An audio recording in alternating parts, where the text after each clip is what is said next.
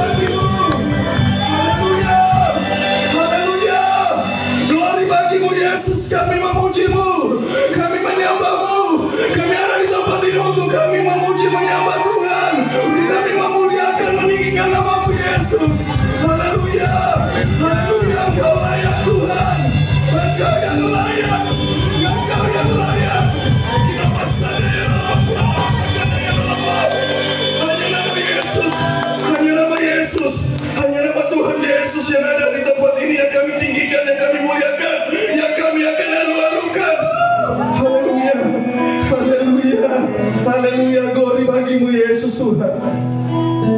Tuhan, kami percaya bahwa Engkau telah lebih dulu ada di tempat ini.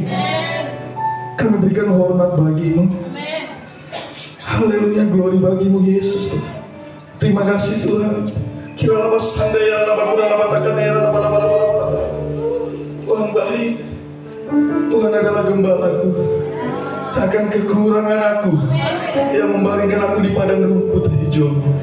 Yang membimbing aku ke air yang tenang, yang menyegarkan jiwaku, yang menuntun aku di jalan yang benar oleh karena namanya. Sekalipun aku berjalan dalam lembah kegelapan, aku tidak takut bahaya, sebab Engkau besertaku. Engkau itulah yang menghibur aku. Terima kasih Tuhan, Engkau menyediakan hidangan bagiku di hadapan lawanku. Engkau mengurapi kepalaku dengan minyak, pialaku penuh melimpah. Kebijakan dan kemurahan belaka akan mengikuti aku seumur hidupku, dan aku akan diam dalam rumah Tuhan sepanjang masa. Amin Tuhan, haleluya. Glory, glory, glory, glory, glory bagimu Yesus, haleluya. Haleluya, haleluya, haleluya, haleluya. Tuhan baik, Tuhan Yesus baik, Tuhan kiralah basandamo. Tuhan Yesus baik. Tetap kami mengatakan Tuhan bahwa Engkau baik. Engkau tetap Tuhan, Engkau tetap Allah apapun yang terjadi. Engkau tetap layak dimuliakan, Engkau tetap layak ditinggikan. Terima kasih Bapa, terima kasih kalau hari ini Engkau berikan kesempatan bagi kami lagi, untuk kami bisa ada di tempat ini berjumpa dengan Tuhan, untuk kami bisa datang dan menikmati hadirat-Mu Tuhan. Kami perlu Tuhan, kami butuh Engkau Tuhan. Mengalirlah bagi kami Bapa. Jamalah hati kami, jamah kami semua yang ada di tempat ini Tuhan. Kami semua yang ada di tempat ini, kami membutuhkan Engkau Tuhan.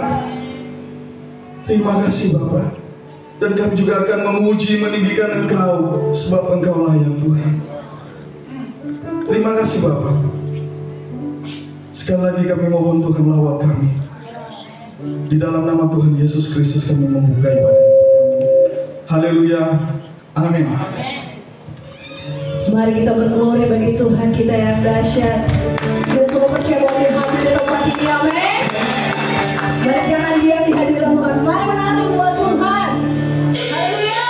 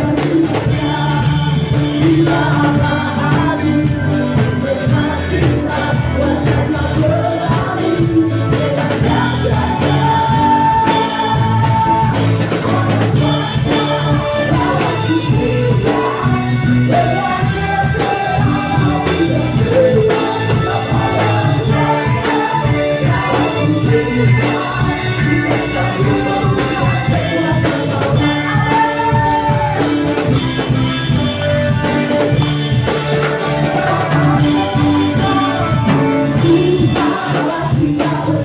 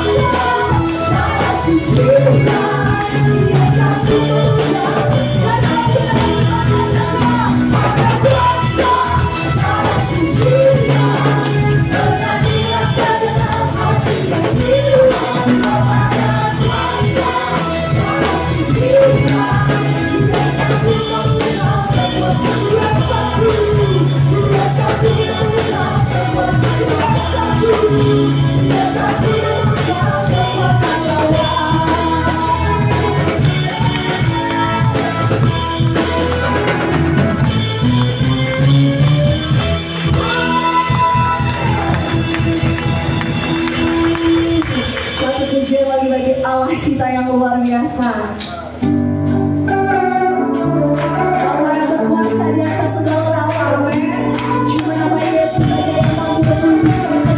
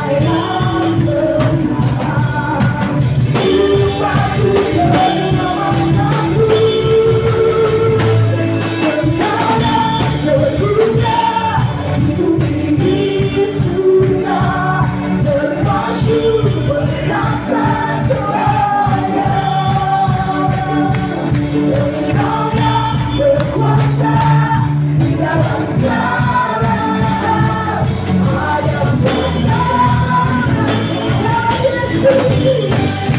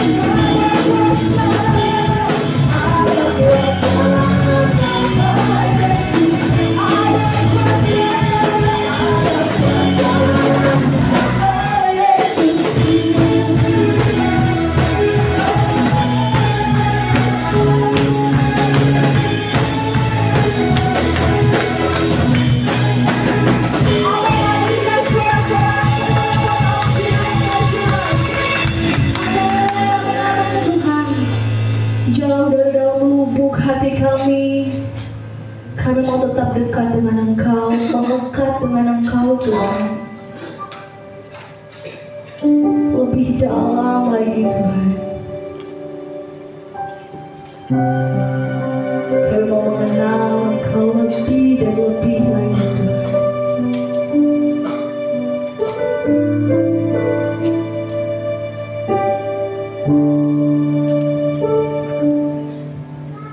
Bila ku buka mataku dan lihat wajahmu, ku terkagum bila ku lihat hidupku dan karya tanganmu. Ku tersanjung karena semua yang baik dalam hidupku, semua karena itulah karyamu. Kau beri kesempatan yang baru.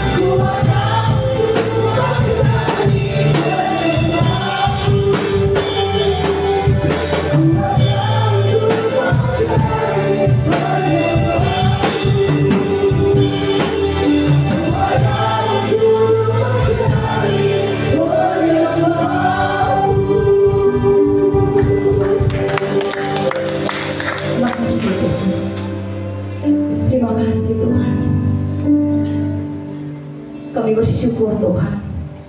Kami berterima kasih Tuhan buat kasih-Mu yang melebihi segalanya dalam hidup kami. Kalau kami ada sampai hari ini Tuhan, kami sudah boleh memuji menyembah Engkau Tuhan. Yang terbaik kami berikan bagi Engkau di hari ini Tuhan. Ini bukan karena kuat dan gagahnya kami, tapi kami tahu Tuhan bahwa kasih-Mu yang memulihkan hidup kami. Pengorbanan-Mu di tiang kayu salib itu yang memulihkan kehidupan kami. Sehingga kalau kami ada sampai hari ini Tuhan, sampai detik ini Tuhan, Bapa, kami tahu karena Engkau Allah, Kau Raja di atas segala raja, yang terus bekerja di dalam kami, yang terus memenuhi hidup kami, yang membuat kami ada sampai hari ini. Terima kasih Tuhan, terpuji-pujilah nama-Mu Tuhan. Kami percaya pujian penyembahan kami telah naik di hadapan-Mu Tuhan, dan menjadi dupa yang berbau harum Tuhan. Kami percaya Tuhan Engkau ada di sini, dan Engkau sementara melawat setiap kami Tuhan.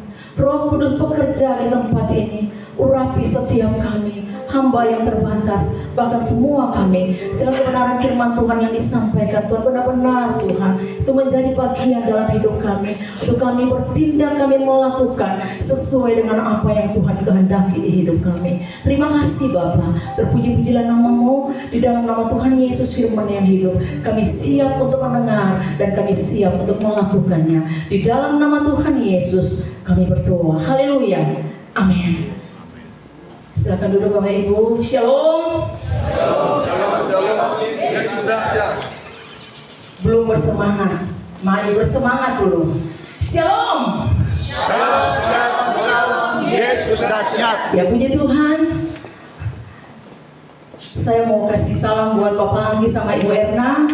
Selamat datang ke kota kita. Saya juga baru ada di tempat ini, saya bersyukur buat Tuhan. Kalau Tuhan kasih kepercayaan lewat Bapak Gembala, saya boleh berdiri di tempat ini untuk menyampaikan firman Tuhan. Itu cuma karena Tuhan, cuma karena kasih Tuhan yang begitu luar biasa di dalam setiap kita, sehingga kita baru berjumpa satu dengan yang lain di hari ini.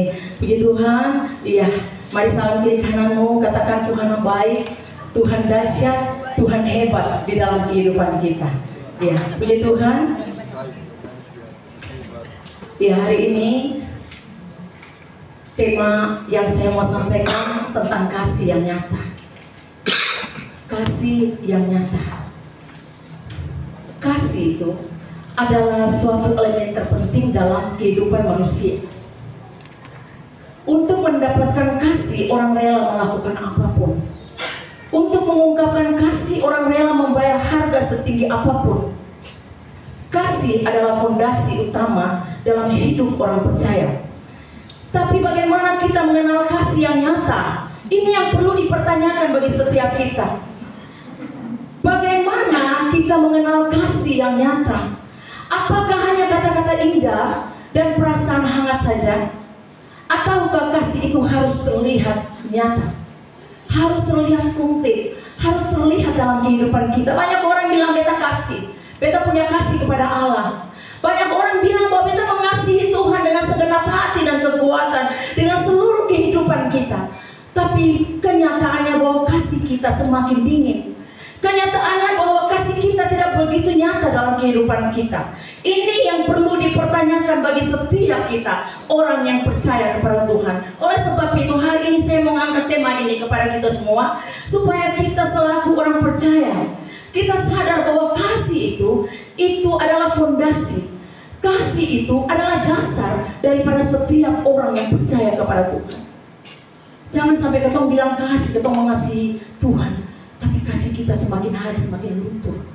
Kasih kita kepada sesama semakin hari semakin tidak terlihat. Kasih kita kepada saudara, kepada orang tua, kepada sesama semakin hari tidak terlihat. Ini kasih yang perlu dipertanyakan. Oleh sebab itu mari hari ini kita belajar tentang apa itu kasih yang nyata di dalam kehidupan kita.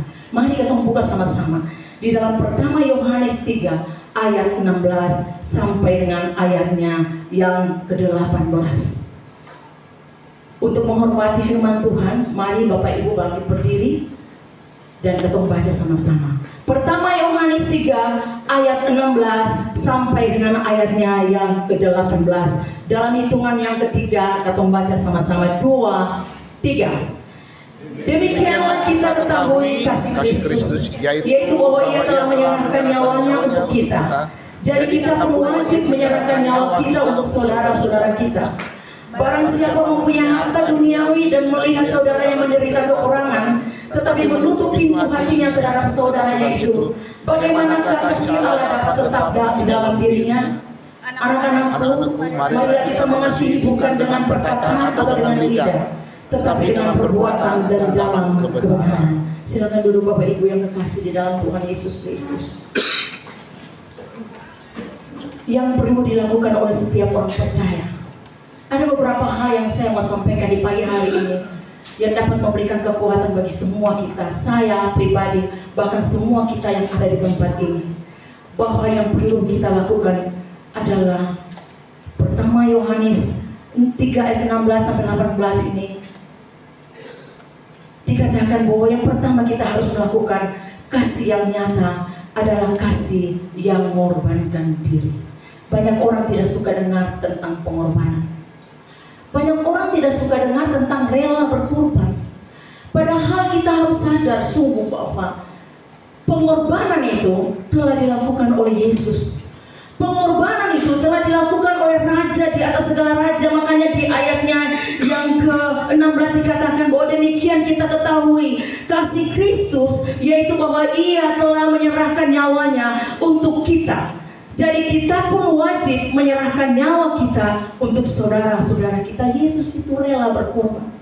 Pengorbanannya itu bukan pengorbanan yang biasa.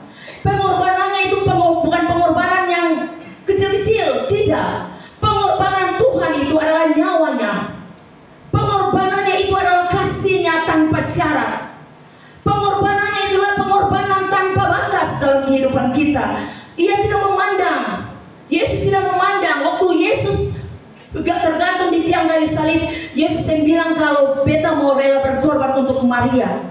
Waktu Yesus tergantung di tiang kayu salib, beta mau berkorban karena Bapak Pendeta Yonas, karena orangnya baik. Waktu Yesus tergantung di tiang kayu salib, Yesus tidak bilang bahwa beta tergantung di tiang kayu salib karena semua jemaat GPI hati aman hamba ini adalah orang-orang yang baik. Tidak. Ketika Yesus tergantung di tiang kayu salib, pengorbanannya itu membuktikan bahwa Ia mati untuk menebus setiap dosa dan pelanggaran umat manusia. Dia mati untuk semua kita. Kasih-Nya itu luar biasa. Kasih-Nya itu tidak pernah ada nilainya. Tidak ada satu nilai pun yang lebih daripada kasih Kristus dalam kehidupan kita. Kalau Yesus rela berkorban untuk umat manusia, pertanyaannya bagi kita, apakah kita bisa berkorban terhadap sesama kita? Apakah kita rela berkorban terhadap orang-orang yang ada di dekat kita? Apakah kita rela berkorban bagi saudara-saudara kita? Apakah kita rela berkorban bagi suami, bagi istri, bagi anak-anak kita? Ini pertanyaan yang perlu kita jawab bersama. Dalam apa tindakan kita?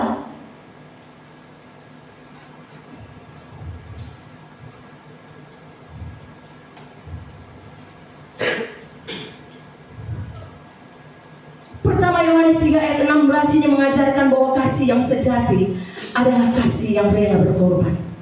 Bahkan sampai menyerahkan nyawanya, ini contoh terbesar Tuhan lakukan dalam kehidupan kita. Kasih bukan sekedar kata, tetapi tindakan nyata yang berani menempatkan kepentingan orang lain di atas diri kita sendiri. Kasih yang rela berkorban itu menempatkan orang lain di atas kita. Kasih yang rela berkorban itu tidak egois. Kasih yang rela berkorban itu kasih yang tidak mementingkan diri sendiri, tetapi siap memberikan yang terbaik untuk sesama kita.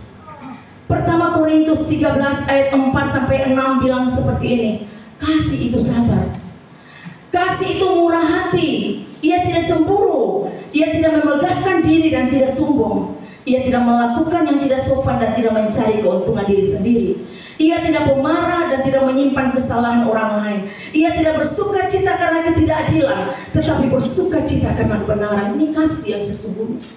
Kasih yang sejati. Kasih yang rela berkorban. Kasih yang mampu untuk melihat keadaan di sekeliling kita, walaupun kita tidak bisa sama sekali, tapi kasih itu yang sanggup untuk memulihkan kehidupan kita. Kasih itu sabar. Bagaimana tindakan kita ketika orang yang menyakiti kita, ketika orang yang tidak yang seringkali melukai hidup kita.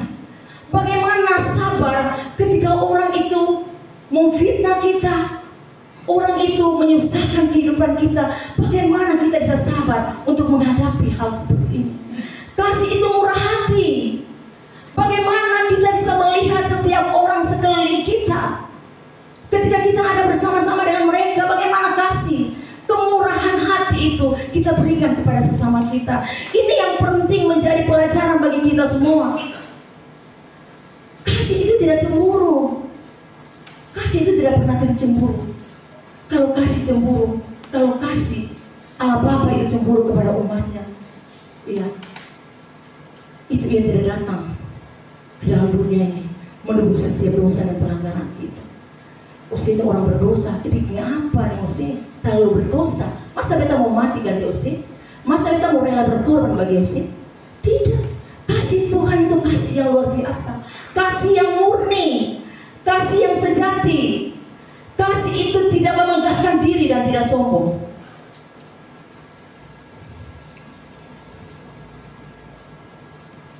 Kasih itu tidak sombong. Kasih itu tidak memegahkan diri. Ia tidak melakukan yang tidak sopan dan tidak mencari keuntungan diri sendiri. Kasih itu memberi. Kasih itu menerima. Banyak orang ingin kasih memberi, tapi banyak orang tidak mau kasih itu menerima. Kenapa saya bilang begitu? Karena orang mau diberi, tapi waktu menerima orang tidak mau. Menerima dalam artinya seperti ini. Waktu menegur, dia tidak mau mendengar. Padahal dia sendiri tahu, oh ini juga namanya kasih. Kasih itu bisa menegur. Kalau untuk melakukan kejahatan, melakukan dosa, itu harus ditegur. Dan itu namanya kasih. Kalau kasih tidak kasih menegur, itu dikatakan tidak. Berarti kita sekarang akan membiarkan seseorang untuk dia lebih masuk dalam lagi dalam dosa. Jadi kasih itu bisa menegur. Makanya begini Bapak Ibu Saudara-saudara, kalau ada teman kita, ada saudara kita, ada hamba-hamba Tuhan yang menegur kita, itu membuktikan bahwa kasih itu mengalir dalam kehidupan kita. Itu kasih Yesus itu mengalir dalam kehidupan kita, karena kita mau diberi saja, memberi pujian, memberi penghormatan, iya. Ini keangkuhan, kesombongan, mau memberi, tapi kita tidak mau menerima. Ketika ditegur, kita ngambil. Ketika ditegur, kita tidak mau terima. Nah, kasih itu harus rela berkorban. Supaya apa? Kasih kita itu semakin luar biasa di dalam Tuhan.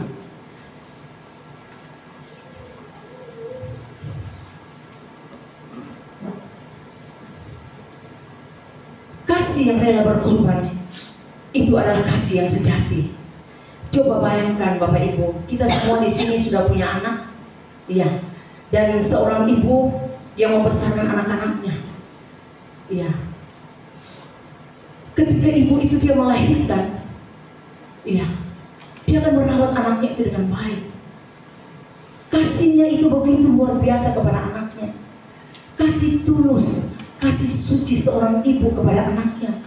Kasih yang begitu luar biasa, kasih yang mengorbankan, iya, dia rela, iya, anaknya rela, dia rela, anaknya tidak tidur, dia rela tunggu anaknya yang belum menyusui dengan baik, dia rela menunggunya, iya. Saya mau cerita, kita punya mama ya, mama, iya, dia sekarang dalam keadaan yang orang bilang bagaimana ya, sudah tidak berdaya, iya. Jadi dia tinggal di tempat tidur sekarang dan kehidupannya sudah seperti anak kecil dan butuh anak-anaknya di sampingnya.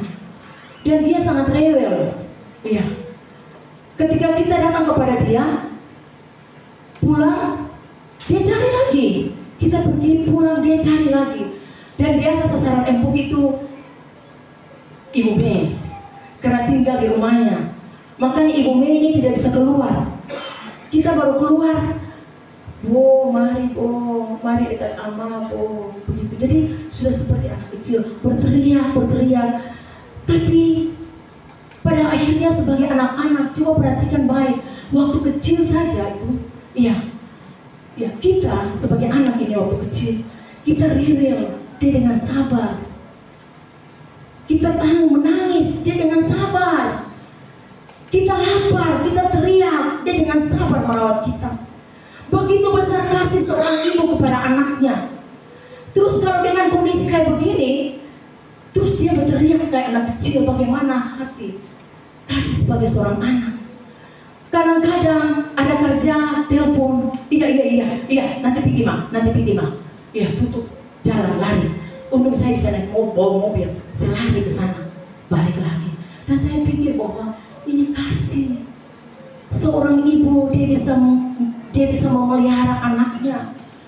Berapa banyak anaknya dia pelihara. Dia duduk makan satu. Dia lihat dengan apa? Dengan kerelahan hatinya. Dia rela berkorban. Kendati anak-anaknya jahat, dia tetap sabar menunggu sampai Tuhan berproses dalam hidupnya untuk suatu kebaikan. Bagaimana dengan kita? Kalau kita melihat orang dan kita tidak pernah menyindahkan orang, ini hal yang paling luar biasa. Kasih itu adalah kasih yang murni. Yohanes 15 ayat 12-13 bilang begini, inilah perintahku, yaitu supaya kamu saling mengasihi seperti aku telah mengasihi kamu.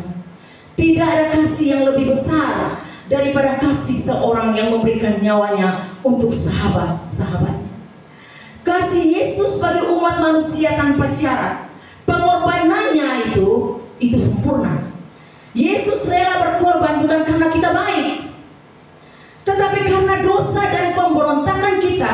Yesus harus digantung di tiang kayu salib, dan ini hukuman yang selayaknya sebenarnya kita yang menanggungnya.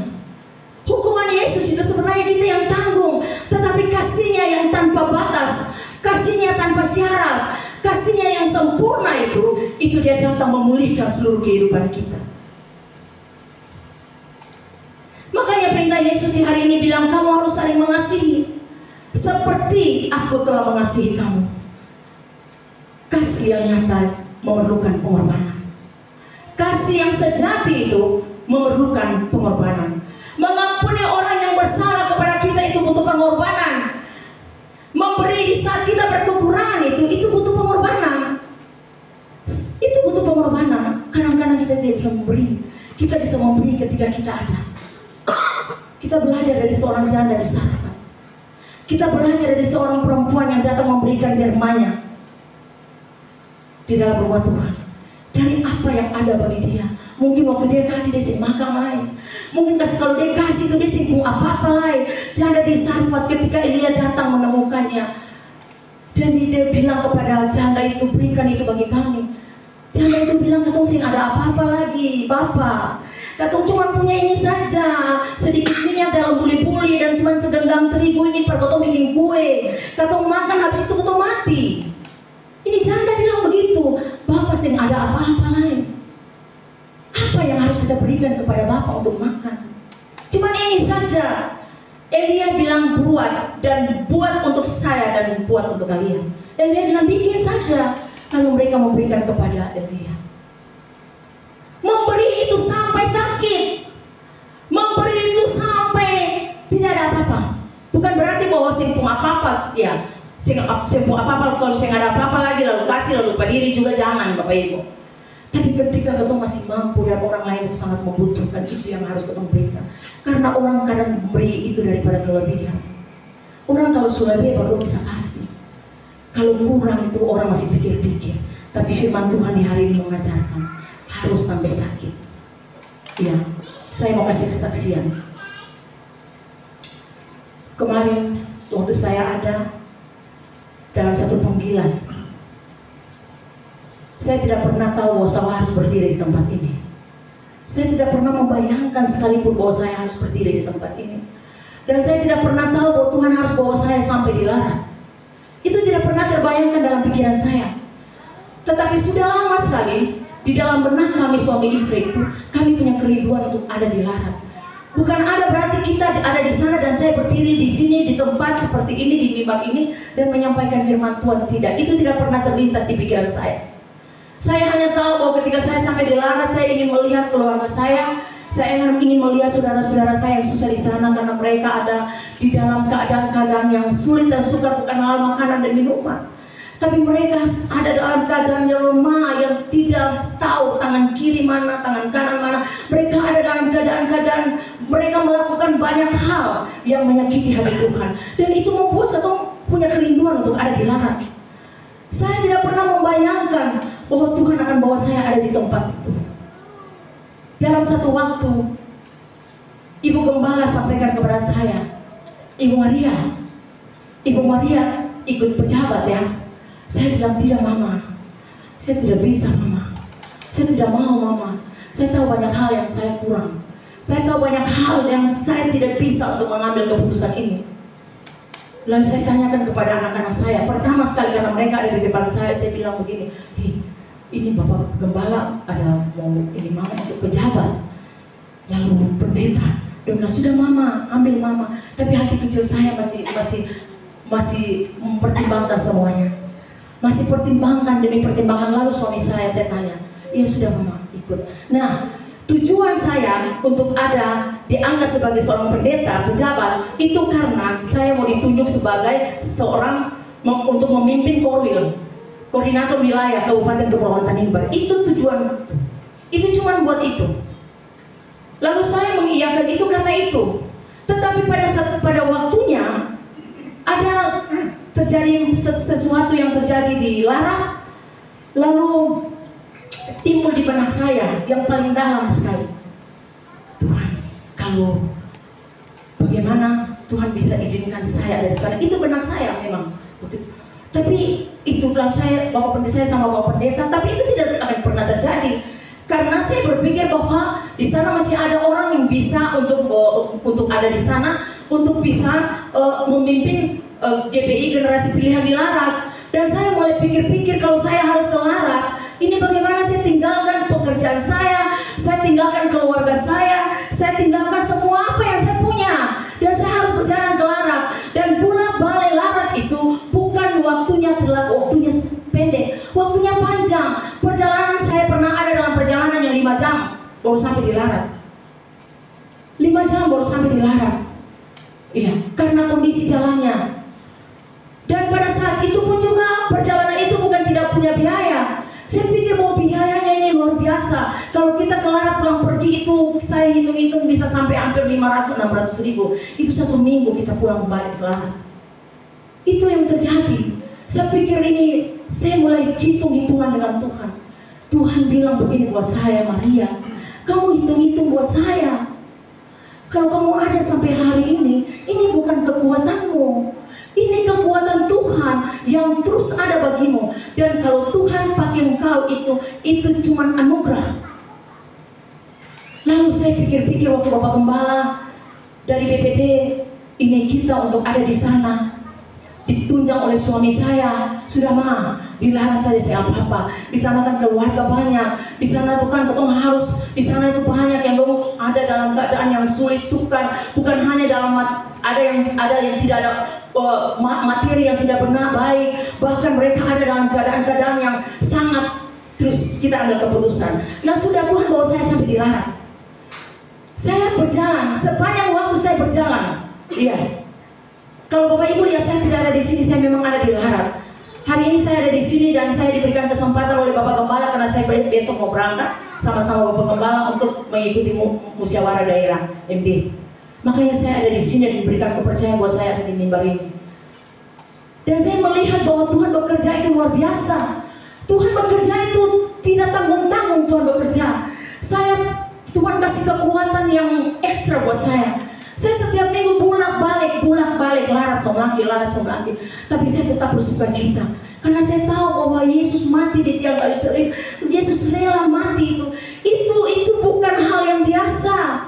Itu pengorbanannya itu luar biasa. Terus kalau Tuhan cuma tunjuk Maria kopi di Larat bolak-balik, itu apakah itu harus dipertentangkan? Tidak. Saya melakukan itu dengan kesetiaan kepada Tuhan. Saya lakukan itu terus.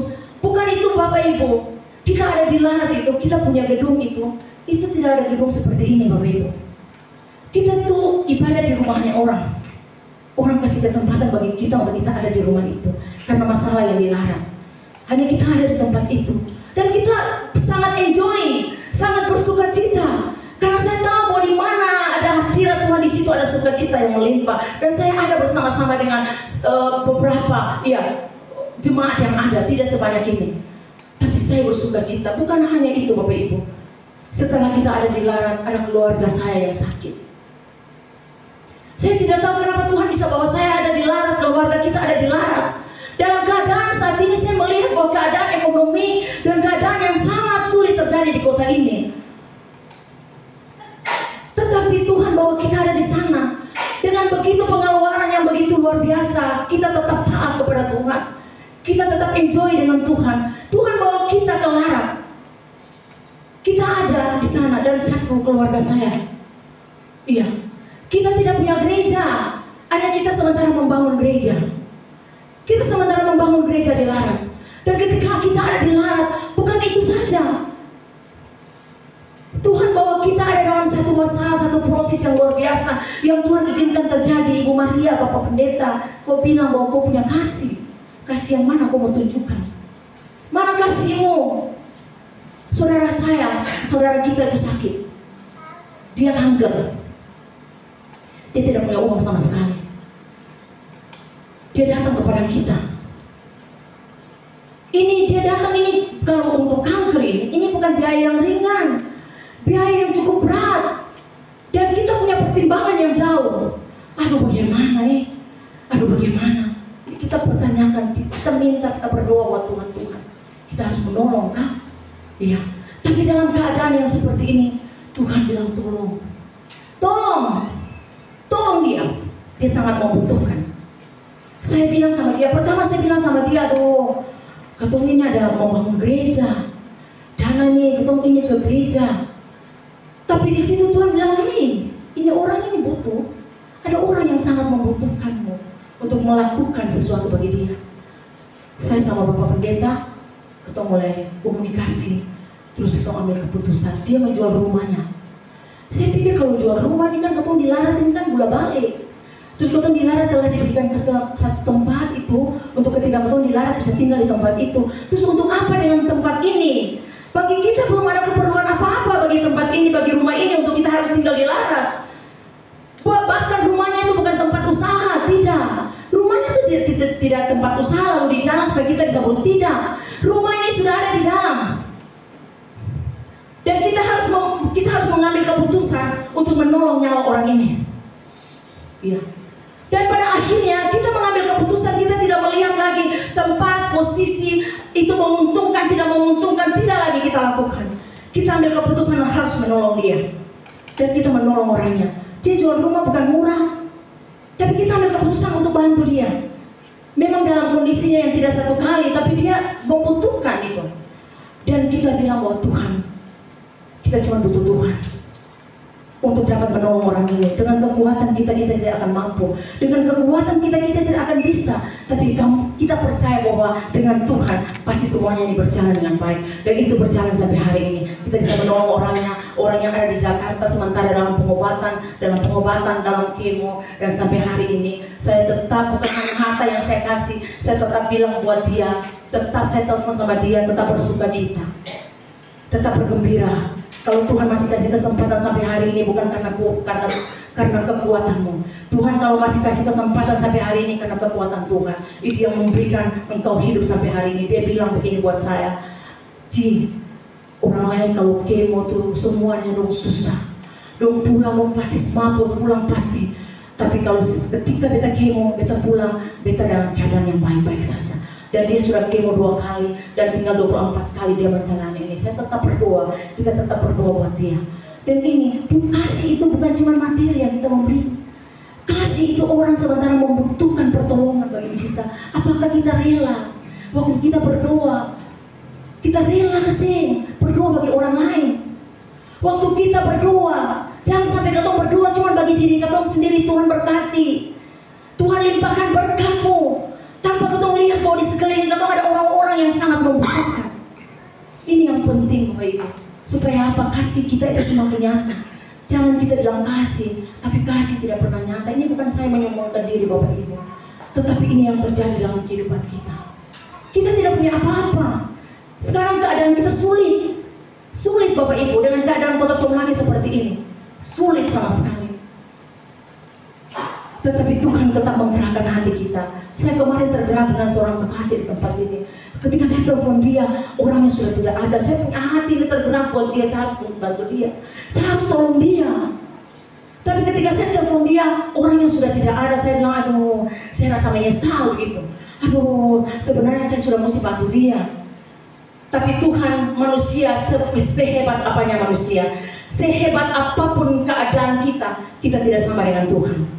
Makanya saya bilang sama saudara saya, kau boleh bantu dengan kemampuan Tuhan, tapi mari cari Tuhan.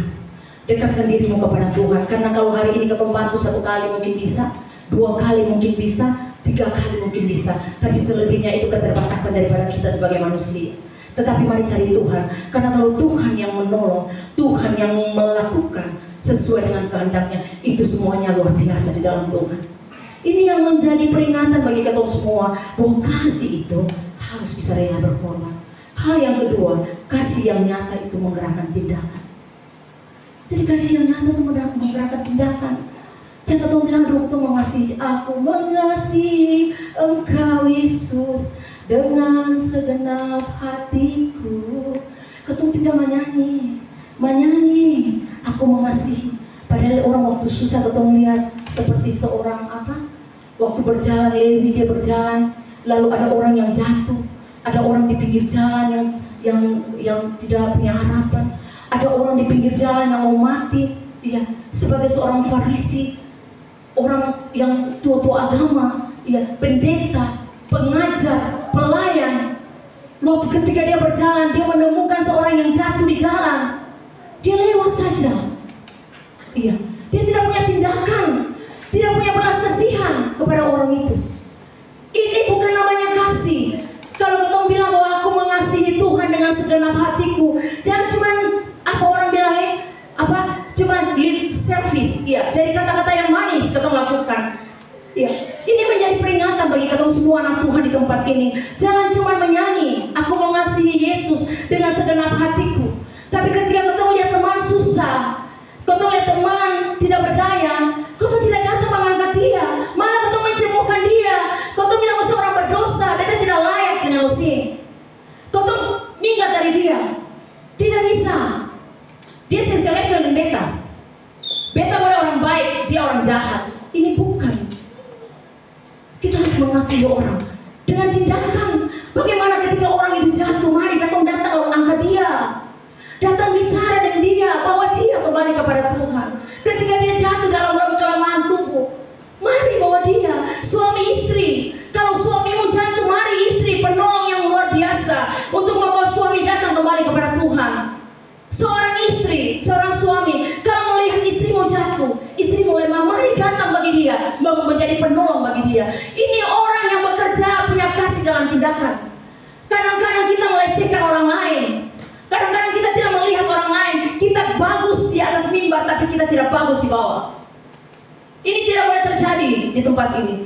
Kalau kita bisa berkhotbah dengan bagus, kalau kita bisa menyampaikan firman Tuhan dengan bagus, tindakan kita harus bagus. Kalau kita bisa menyanyi dengan bagus, kalau kita bisa memuji Tuhan dengan bagus, tindakan kita di luar harus bagus. Itu yang membuktikan kasih Yesus. Karena tindakan, kalau kasih bicara kasih tanpa tindakan, itu bukan kasih yang sejati. Kasih yang sejati itu timbul dari kehidupan kita. Kasih yang sejati ketika kita punya belas kasihan bagi orang lain. Itu yang namanya kasih yang sejati. Seorang Samaria adalah seorang yang baik hati. Ketika dia lewat, dia ini tidak selevel dengan orang Yahudi ini. Dia tidak sejalan, bukan selevel, dia sejalan dengan orang Yahudi ini. Yang di pinggir jalan itu orang Yahudi. Dan dua ini sama-sama. Tapi ketika dia mendapatkan orang ini, dia datang kepada orang ini. Dia merawat, dia angkat orang ini, dia bawa orang ini di penginapan. Di sana, dia bukan cuma taruh biasa, Pak, orang ini sakit, beta apa di tengah jalan, jadi Bapak tolong dia juga, karena beta mau jalan ini. Tidak. Orang Samaria ini tidak melakukan itu. Dia tidak melakukan hal ini. Waktu dia ambil orang ini, bawa orang ini kepada di dalam penginapan, dia tempatkan orang itu dengan baik. Lalu waktu dia mau pergi, dia bilang ini uang, ini dinar. Dia berikan bagi orang itu. Tolong lihat orang itu dengan baik. Ini tindakan. Ini kasih. Kasih yang sejati. Bukan kasih yang pura-pura. Kasih yang sejati itu butuh tindakan yang luar biasa. Ketika orang butuh pertolongan, kita ada bersama mereka. Mungkin mereka butuh makan, mereka butuh dukungan moral, mereka butuh perhatian. Di situ kita bisa berbagi. Kasih yang sesungguhnya harus seperti itu. Mereka butuh kita sebagai penyemangat dalam hidupnya. Mari kasih semangat. Jangan sampai ketemu punya kasih itu cuma menyanyi. Kasih itu cuma apa? Penyedap mulut, penyedap kata, tanpa ada tindakan yang kita lakukan. Kasih butuh tindakan. Ini yang harus terjadi dalam setiap orang yang percaya kepada Tuhan. Hal yang ketiga, kasih yang nyata, tidak memilih-milih. Kasih yang nyata itu yang pernah pilih-pilih. Iya. Oh, ini boleh. Beta kasih dia karena dia pernah kasih beta. Beta kasih dia karena dia pernah tolong beta. Dia kasih beta karena beta suka ini, suka dengan dia. Beta karena beta punya keluarga, karena beta punya sanak saudara, karena beta tidak. Kasih itu tidak memilih-milih. Kasih yang nyata itu tidak memandang status, tidak memandang sosial, tidak memandang latar belakang atau kondisi orang yang kita tolong. Jadi kasih yang sejati itu tidak. Tidakkah tadi kita belajar tentang seorang Samaria yang baik hati di dalam Lukas 10 ayat 25 sampai 37? Kasih itu dia tidak memandang statusnya. Waktu orang Samaria itu tolong orang yang jatuh di pinggir jalan itu, dia bilang kata, aduh, saya orang Yahudi, jadi saya tolong saya. Tidak. Waktu dia ketemu dengan orang ini, dia langsung tolong orang ini. Dia bawa orang. Dia tidak memandang status. Dia tidak memandang sosial, dia tidak memandang latar belakang. Oh, miskin sekali mu. Oh, simpung apa-apa, jadi saya sudah. Nanti beta pilih orang yang kaya, ini boleh, dong bisa dia beta apa-apa. Ini tidak boleh terjadi bagi kita, karena kasih bukan seperti itu. Kasih yang nyata itu, kasih tidak pernah memilih-milih. Kasih yang nyata itu, kasih yang timbul dari hati yang paling dalam. Dari setiap orang Kristen yang percaya kepada Tuhan. Karena kasih Yesus itu tidak pernah pilih-pilih. Saya tadi bilang bahwa Yesus datang ke dalam dunia ini tidak pernah pilih. Ose Maria kah? Karena Ose bikin baik kah? Jadi beta mau mati para Ose. Bapak Sandi, Bapak Sanli. Oh, karena dia orang baik, suka memberi. Tidak. Kasih itu tidak akan pernah memilih-milih. Kasih itu harus kasih yang murni. Kasih itu harus menembus batas-batas prasangka, bahkan diskriminasi sekalipun, menjangkau semua yang dibutuhkan. Kasih yang nyata adalah kasih yang universal, kasih untuk semua. Jadi kasih yang pilih-pilih. Iya. Kadang katong kasih orang karena orang pernah tolong katong. Kalau orang sih pernah tolong katong nanti sudah kasih tinggal dulu. Jangan. Saya pernah tolong katongmu.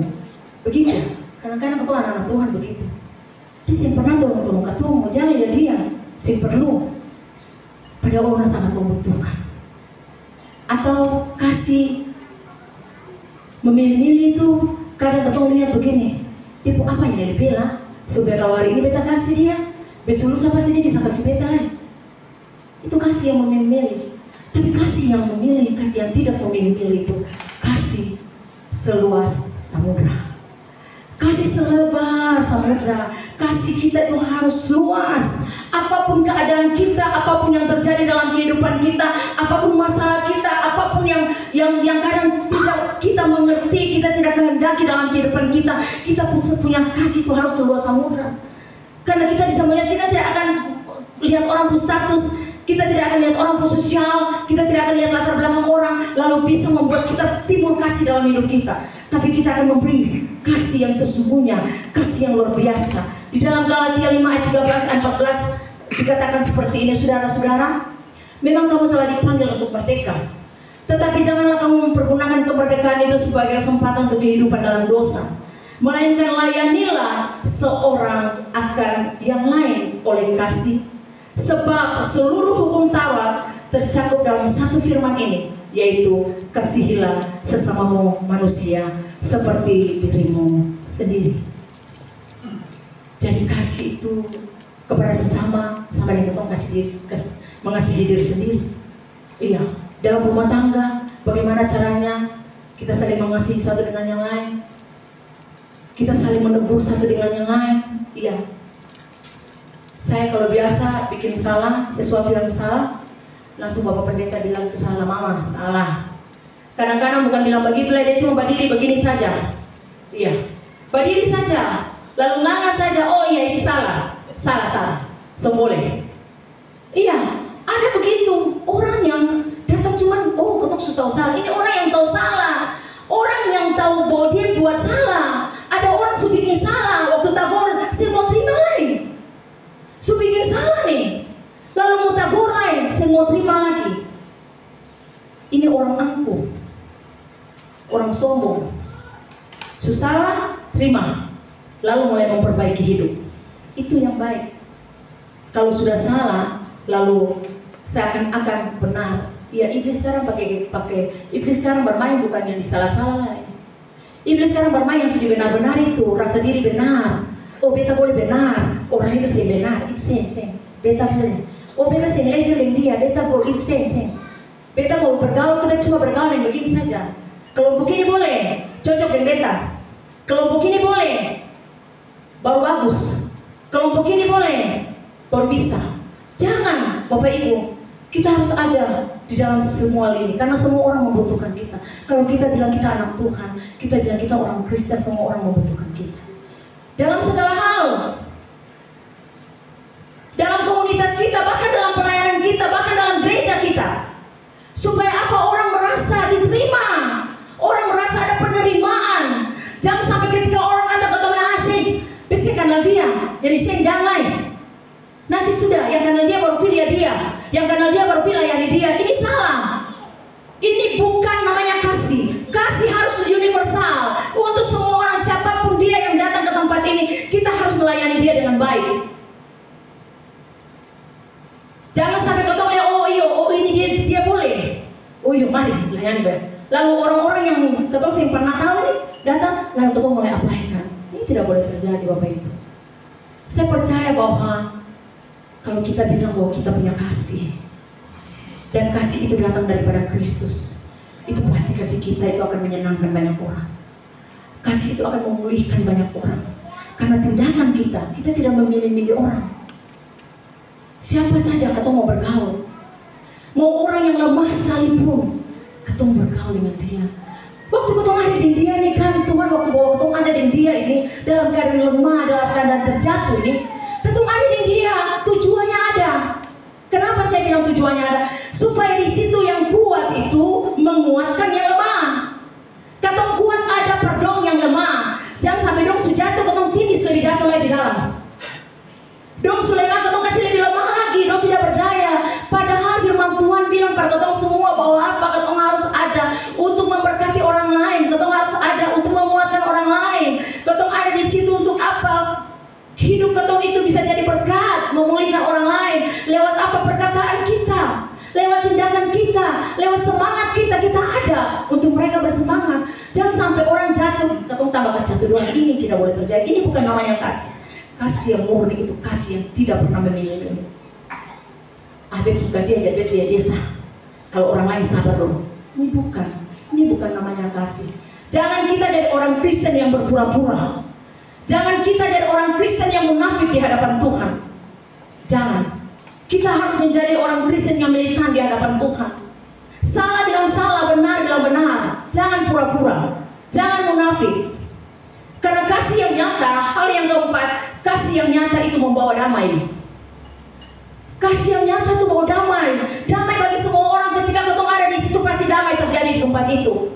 Ketika ketemu ada di situ ada pemulihan terjadi di tempat itu. Karena kasih itu datangnya dari Tuhan. Kasih yang tulus, kasih yang murni itu datangnya daripada Tuhan. Makanya ketika ketemu bilang bahwa ketemu punya kasih, pasti orang lain menikmati kasih yang ketemu punya itu. Ketemu ada di situ ada damai sejahtera yang luar biasa. Makanya Roma 12 ayat 9 sampai 10. Roma 12 ayat 9 sampai 10 katakan seperti ini. Hendaklah kasih itu jangan pura-pura. Jauhilah yang jahat dan lakukanlah yang baik. Hendaklah kamu saling mengasihi sebagai saudara dan saling mendahului dalam memberi hormat. Jangan kasih pura-pura. Apa itu kasih yang pura-pura? Kasih yang pura-pura itu kasih yang tidak tulus, kasih yang munafik. Artinya bahwa seseorang yang menunjukkan kasih atau perhatian kepada orang lain, tetapi dengan motivasi yang tidak murni, dan mungkin didorong dengan kepentingan pribadi, ingin dipuji, atau bahkan ingin menyakiti. Iya. Kasih yang pura-pura ini tidak bertahan lama. Jadi kasih yang pura-pura itu dia bikin baik-baik saja. Padahal ada U di balik B, bukan uang di balik batu, bukan. Ada U di balik B, ada udang di balik batu, ada keinginan-keinginan yang lain, ada sesuatu yang lain. Sehingga kita bikin baik supaya kita bisa dapat ini, kita bikin baik supaya bisa dipuji. Kita bikin yang luar biasa, orang lihat dan orang puji kita. Tidak, kasih itu harus tulus. Kasih yang pura-pura itu kasih yang tidak tulus. Kasih yang pura-pura itu kasih yang munafik. Ini tidak boleh terjadi bagi orang yang percaya kepada Tuhan.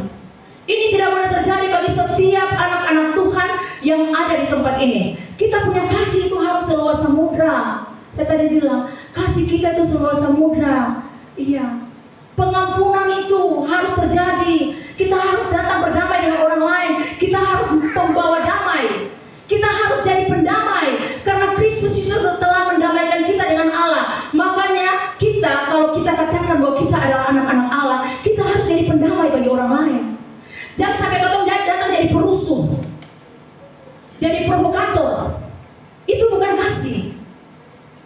Kalau ketemu ada di sekeliling teman-teman, di dalam pelayanan, lalu ketemu jadi provokator di situ, pelayanan bisa kacau.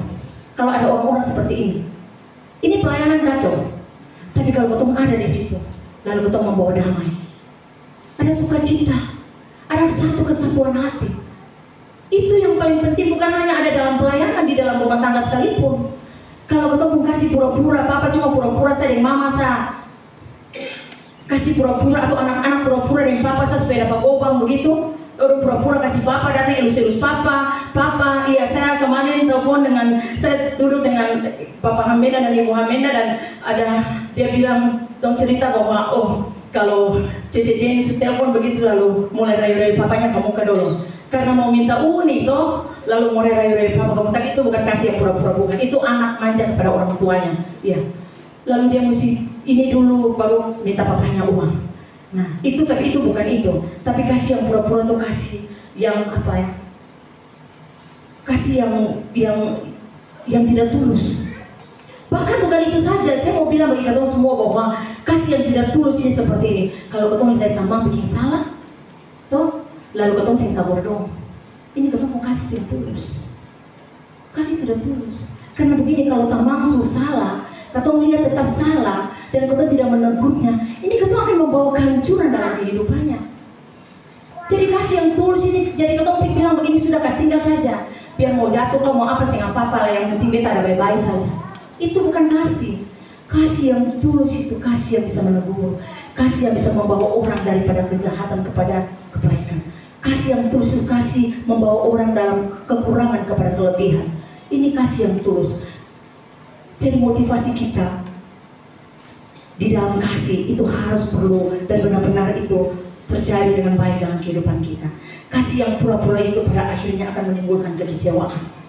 Betul, coba kalau orang kasih pura-pura betul, lalu pada akhirnya kau lihat perlintis saja, pasti kecewa. Kasih pura-pura itu pasti ada kerugian. Kasih yang pura-pura itu pasti ada sakit hati. Orang kalau punya kasih yang pura-pura itu pasti banyak hal terjadi dalam kehidupannya.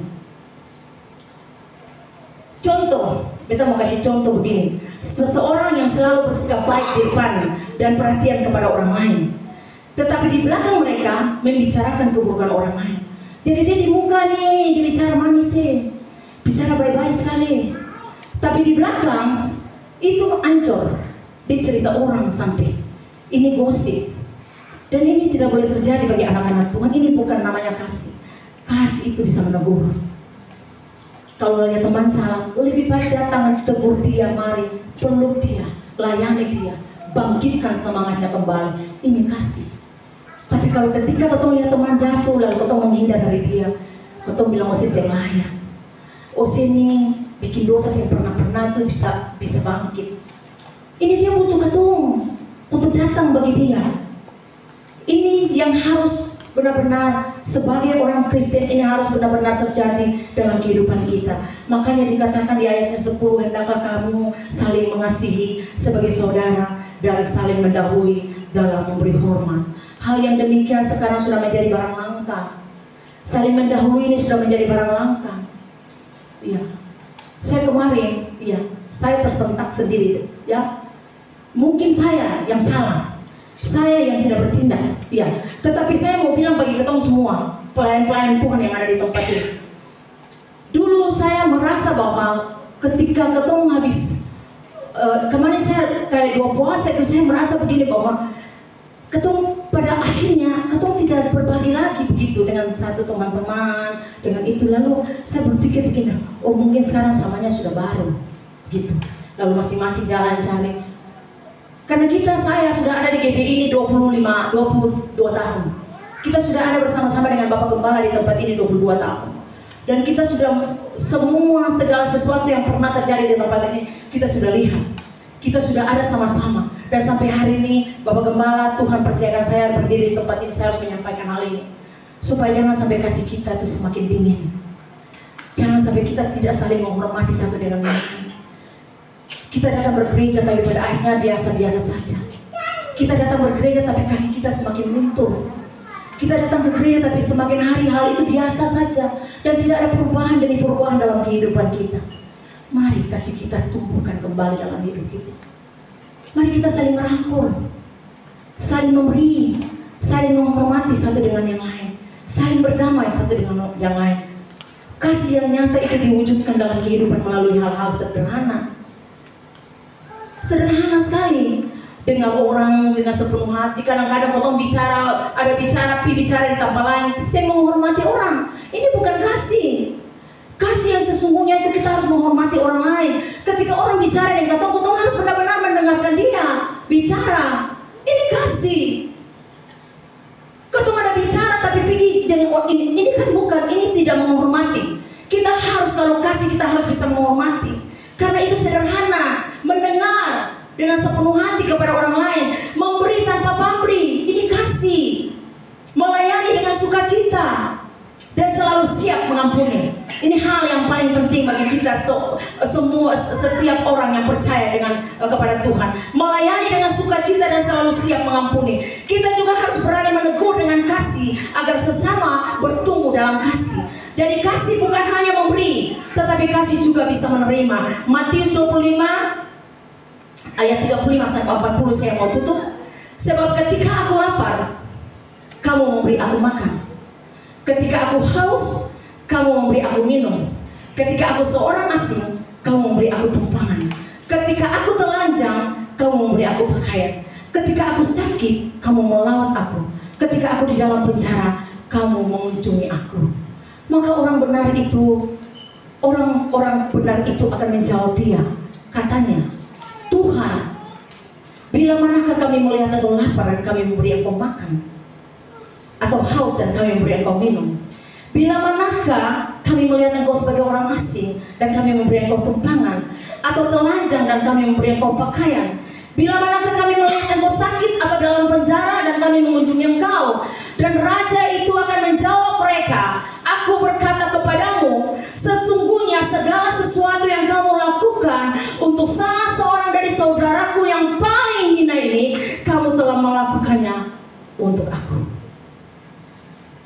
Ayat ini menegaskan bahwa tindakan nyata mengasihi sesama yang membutuhkan adalah sama dengan mengasihi Tuhan. Ini yang penting dalam kehidupan kita, supaya sebagai orang Kristen jangan sampai kita cuma nyanyi aku mengasihi Engkau Tuhan dengan segenap hatiku, tapi dalam tindakan kita, dalam perilaku kehidupan kita, kita tidak pernah mengasihi orang lain. Kita tidak pernah berdamai dengan orang lain. Kita tidak pernah melakukan tindakan-tindakan yang nyata dalam kehidupan kita. Semua ini kita bisa lakukan bukan dengan kekuatan kita. Kita tidak akan mampu melakukan ini dengan kekuatan kita. Tetapi kita akan mampu melakukan ini kalau Roh Allah itu bekerja dan tinggal diam di dalam kehidupan kita. Yohanes 15 bilang seperti ini ayat 5, akulah pokok anggur dan kamulah ranting-rantingnya. Barang siapa tinggal di dalam aku dan aku di dalam dia, ia berbuah banyak. Sebab di luar aku kamu tidak dapat berbuat apa-apa. Di luar Tuhan kamu tidak akan bisa berbuat apa-apa. Kasih kita akan semakin dingin, kasih kita tidak akan semakin tidak menentu. Tapi mari dekatkan hidup kita kepada Tuhan. Biar Tuhan layakkan seluruh hidup kita. Mampukan kita melakukan apa yang Tuhan inginkan. Lewat seluruh kehidupan kita, lewat seluruh perbuatan kita, mari bagi hidup kita bagi orang lain, berbuat yang terbaik karena kita semua tahu bahwa Yesus telah datang menebus, melakukan yang terbaik bagi kita. Mari kita melakukan ini bagi sesama kita. Puji Tuhan, Tuhan Yesus memberkati kita semua. Mari pelayan Tuhan, pelayan altar.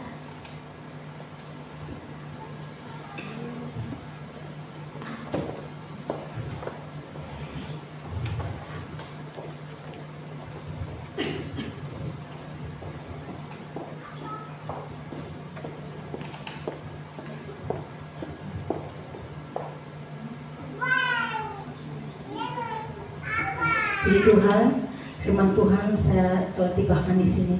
Tapi saya percaya bahwa Roh Kudus tidak pernah selesai dengan setiap kita. Roh Kudus akan memampukan kita.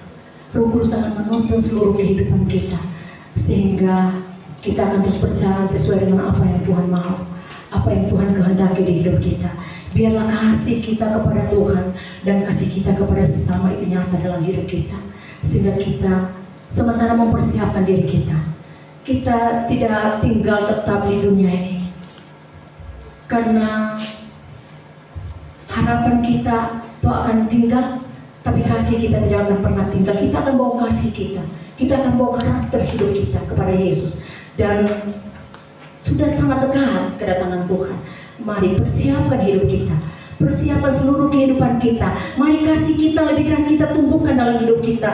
Supaya apa? Mari minta Tuhan layakkan seluruh kehidupan kita, supaya kita mampu melakukan apa yang Tuhan kehendaki di hidup kita. Mari kita angkat itu pujian, kasih-Mu melayakkanku. Terima kasih.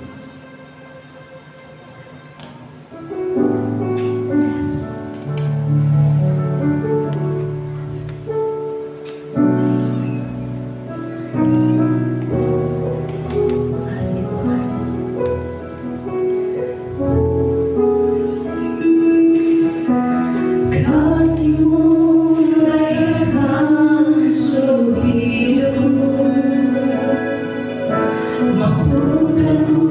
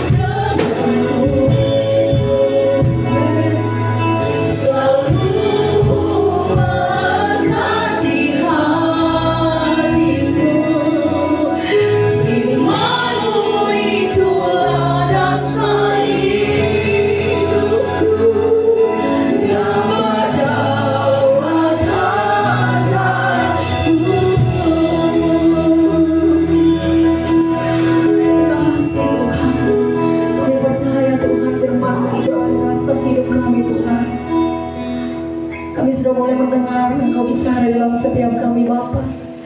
Bahwa kami lebih dalam lagi bersama dengan-Mu Tuhan. Bahwa kami masuk lebih lagi bersama dengan Engkau Tuhan. Sadarkan kami, ingatkan kami bahwa kasih-Mu, pengorbanan-Mu itu yang memulihkan kami. Kasih-Mu, pengorbanan-Mu itu yang membuat kami ada sampai hari ini. Dan Engkau adalah dasar segala sesuatu dalam hidup kami. Kami mau bercermin daripada Engkau Tuhan. Kami mau meneladani Engkau Yesus. Karena kami tahu Engkau role model yang luar biasa, Engkau profil yang baik dalam hidup kami Tuhan. Oleh sebab itu Bapa, kami minta Engkau tolong kami, kasih kekuatan bagi kami, kemampuan bagi kami, hikmat bagi kami Tuhan. Sehingga kami tidak sekedar Tuhan, kami tidak sekedar bicara tentang kasih, kami tidak sekedar bicara tentang kasih Tuhan, tapi kami mau kasih itu kami harus aplikasikan dalam kehidupan kami. Kami mau kasih itu nyata dalam hidup kami. Kami mau kasih itu ada dalam tindakan kami. Bahkan kami mau kasih itu tidak akan pernah kami pilih-pilih siapa orang yang kami tolong, tapi kami mau biarlah kasih itu universal. Kasih itu menyeluruh untuk semua orang, karena kami tahu Kau datang ke dalam dunia ini. Engkau datang untuk semua orang, bukan satu orang, bukan dua orang, tapi semua orang. Bapak terima kasih Tuhan, kami bersyukur. Biarlah firman Tuhan itu terus mengajarkan kami untuk kami benar-benar hidup Tuhan. Kami benar-benar hari demi hari kami akan memulai kehidupan kami dengan baik, karena kami tahu kasih itu adalah Engkau sendiri. Engkau Allah yang pengasih, penyayang, panjang sabar, dan berlimpah kasih setia-Mu, dan tidak pernah Engkau meninggalkan perbuatan tangan-Mu yang ajaib bagi setiap kami. Engkau terus datang menegur kami, Engkau terus datang menuntun kami, Engkau terus datang menolong kami, membawa kami Tuhan naik Tuhan dalam satu level yang lebih tinggi. Kami semakin hari semakin dewasa di dalam Tuhan. Kami semakin hari rohani kami semakin bertumbuh di dalam Tuhan, sehingga kami tidak hanya menjadi kanak-kanak, tapi kami mengerti isi hati Tuhan, sehingga kami dapat melakukannya sesuai dengan apa yang Tuhan mau. Terima kasih Tuhan, terima kasih Bapa. Terpuji-pujilah nama-Mu Tuhan. Berkati semua kami yang datang saat ini Tuhan. Biarlah kami tidak menjadi pendengar-pendengar yang setia, tapi Bapa kami rindu Tuhan menjadi pelaku daripada setiap kebenaran firman Tuhan. Karena firman-Mu berkata kami akan berbahagia ketika kami melakukan kehendak-Mu dalam hidup kami. Terima kasih Bapa, terpuji-pujilah nama-Mu Tuhan. Kami bersyukur, kami berterima kasih kami telah dipuaskan di rumah-Mu Tuhan. Dan kami akan pulang tinggal dan keluar dari tempat ini. Kami tidak akan menjadi orang-orang yang biasa lagi. Kasih kami tidak akan pernah dingin lagi, tapi kasih kami semakin membara, kasih kami semakin menyala-nyala, bukan hanya untuk manusia, tapi menyala-nyala untuk Tuhan, melayani Tuhan. Ketika kami melayani Engkau, kami akan melayani sesama kami dengan sungguh luar biasa. Bapak terima kasih, terpuji-pujilah nama-Mu. Di dalam nama Yesus Tuhan kami berdoa, dan saatnya kami akan memberi Bapak. Biarlah Tuhan kami bisa memberi apa yang ada bagi kami Tuhan.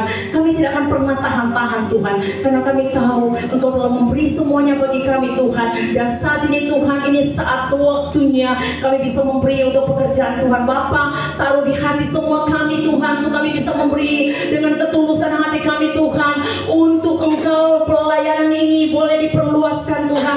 Bahkan pembangunan gereja Tuhan, biarlah taruh di setiap hati kami, hati yang mau siap untuk memberi. Karena kami tahu pemberian yang Kau berikan bagi kami itu nyawa-Mu Tuhan. Dan kalau kami masih bisa memberi ini, bukan tidak berarti apa-apa, tapi kami tahu apa yang kami kasih bagi Tuhan ini adalah dari seluruh kehidupan kami. Bapak terima kasih, terpuji-pujilah nama-Mu. Kami bersyukur dan kami siap untuk memberi. Haleluya, amin. Selamat memberi, Tuhan Yesus memberkati.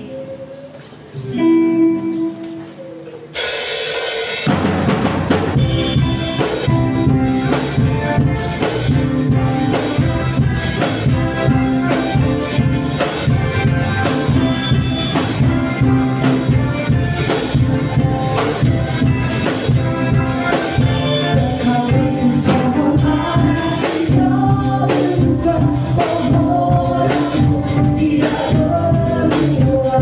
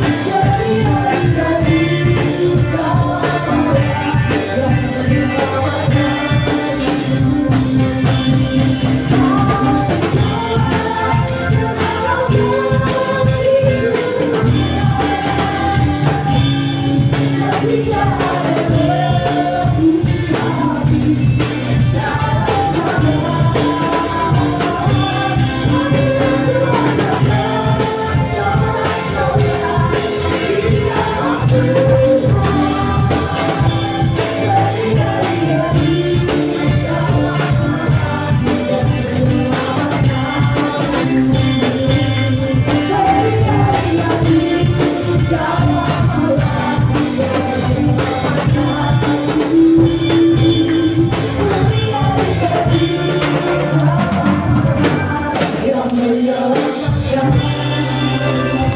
Kemuliaan hari ini, Bapak kami mengucap syukur Engkau Bapa yang luar biasa, yang mengerti memahami Tuhan kebutuhan umat-Mu, kebutuhan anak-anak-Mu. Terima kasih Tuhan, Engkau lebih tahu dari Bapa yang melahirkan kami, Ibu yang melahirkan kami. Sebab yang Kau berikan yang terbaik bagi kami, yaitu nyawa-Mu sendiri bagi kami. Ajar kami untuk kami lebih dalam dan lebih mengerti isi hati-Mu di hari-hari terakhir menjalankan datang kami. Biar hidup kami bukan hidup untuk diri kami sendiri, tapi hidup untuk orang lain, untuk menghidupkan orang lain, sebagaimana firman telah mengajarkan kami. Bapak terima kasih Tuhan, terima kasih. Tuhan arahkanlah hatimu kepada Tuhan. Angkatlah kedua tanganmu, lalu dengan iman Engkau terima berkat Tuhan. Tuhan memberkati Engkau dan melindungi Engkau, menyinari Engkau dengan wajah-Nya, memberikan Engkau kasih karunia. Tuhan menghadapkan wajah-Nya kepadamu dan memberikan Engkau damai sejahtera. Hamba mohonkan berkat ini turun atas umat-Mu sekalian, di dalam nama Bapa, Anak dan Roh Kudus, dalam nama Tuhan Yesus Kristus yang adalah Tuhan dan Juru Selamat kami terima berkat ini. Bapak terima kasih. Bapak terima kasih.